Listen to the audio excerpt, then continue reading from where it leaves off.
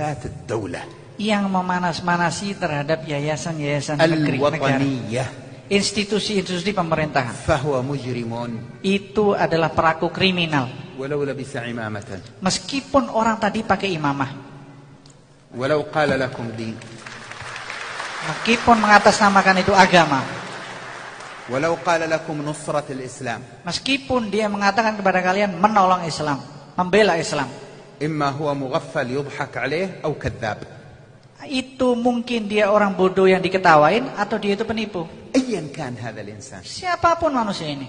لأن التحريض على مؤسسات الدولة معناه هدم الدولة. Karena ketika ada orang yang memanas-manasi tentang mengusik institusi pemerintah, institusi negara, maka maknanya dia akan menghancurkan negara yang berdaulat itu. وهدم الدولة معناه إضاعة الكليات الخمس. Dan maksudnya menghancurkan negara berarti dia akan menghancurkan pondasi utama 5 yang ada di dalam agama.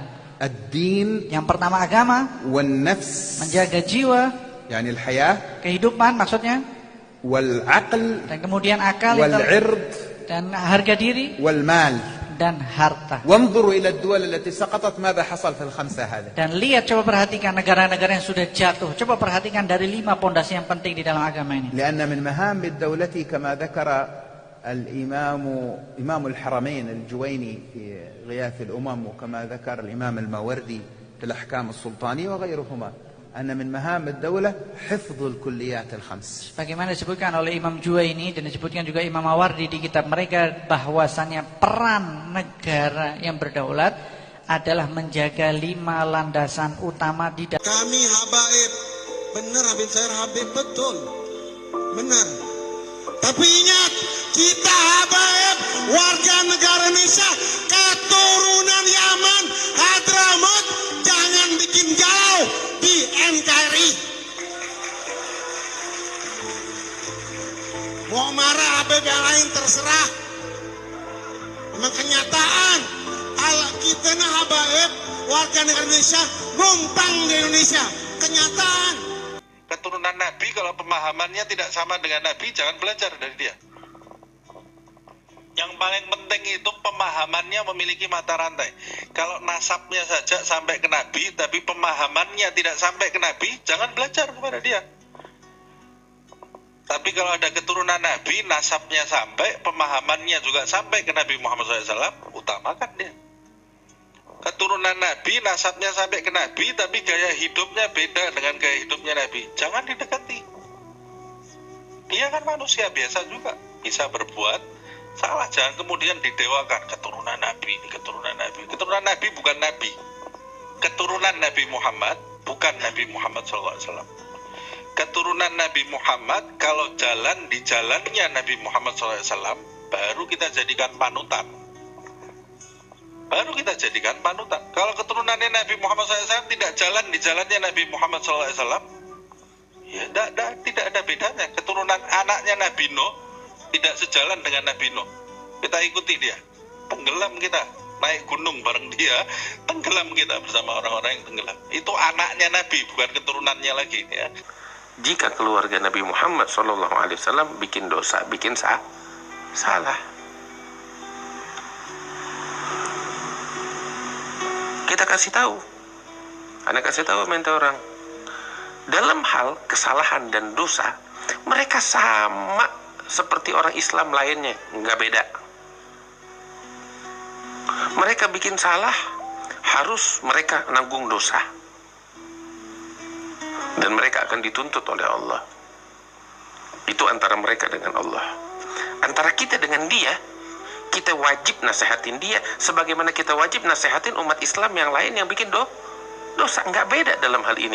Bahkan tatkala hukum pidana Islam dijalankan dalam suatu negeri, ya, ada keluarga Nabi Muhammad melakukan suatu perkara pidana dan terbukti bersalah, maka hukum pidana itu wajib dilaksanakan sekalipun terhadap keluarga Nabi Muhammad SAW. Kita kalau cinta sama Rasulullah, kita nggak bakal biarkan cucunya Rasulullah, anak keturunan Nabi Muhammad, bikin maksiat terus kita diam, takut kualat. Nanti khianat, bukan takut kualat, dan kualatnya jauh lebih besar lagi di hadapan Allah. Jelas? Tunjukkan kalau kami bangsa Indonesia yang kuat. Setuju? Nah gitu. Corona tetap corona, kita menjaga kesehatan sesuai peraturan, tapi bukan untuk melenturkan kesatuan kita, kebinekaan kita. Kita tetap selaku bangsa Indonesia adalah tidak bisa dihancurkan oleh apapun. Setuju? Nah gitu harusnya. Tegas dah. Tegas, mau kena corona aja melentur.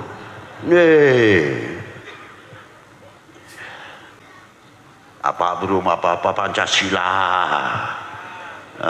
Ayo, ujungnya bukan Pancasila. Aduh, inilah bisa-bisanya kita digoyang terus. Maka sekali lagi, kita umat Islam Indonesia, khususnya umat Indonesia, artinya bangsa Indonesia, wajib menjaga negara kesatuan persatuan hidup. Itu harus tegasin begitu. Jangan sampai kita mau dibentur-benturkan, memberi bertepuk orang lain. Nah itulah karena kita berani ngomong itu, kita belajar menanamkan hati kita hanya melihat kepada Gusti, kebesaran Gusti. Luar biasa kalau bisa begitu. Kira-kiranya kalau Indonesia pecah belah, terima enggak kira-kiranya? Jaga persatuan, keuhuhan, kesatuan ini. Tunjukkan. Jangan takut menunjukkan. Saya bangga menjadi bangsa Indonesia. Harus tunjukkan. Dan saya bangga mempunyai tanah air Indonesia. Bagi kami, berani, harus berani. Berani enggak? Harus berani. Bagi kami, NKRI adalah harga mati. Berani nyatakan itu? Benar. Tunjukkan. Kami orang NKRI, bangsa Indonesia. Kami bangga menjadi bangsa Indonesia. Kami bangga menjadi anak Indonesia. Kami orang NKRI harga mati. Harap ngomong apa kowe? Tarik diri kita. Jangan ikut-ikutan mencaci maki antara satu dengan yang lainnya. Memang nanti kalau waktunya jihad, kita akan dipanggil oleh Imam Mahdi. Kita akan dipanggil oleh Imam Mahdi. Jangan khawatir. Jangan kita bergerak sendiri-sendiri. Nanti ada komando dari atas. Kita jihad di jalan Allah. Tapi bukan saat ini. Kita masih nunggu.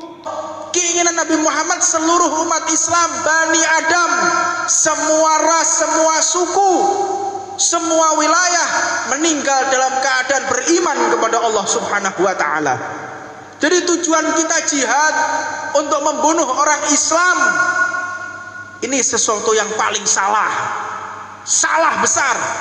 Jihad membunuh orang yang beriman kepada Allah.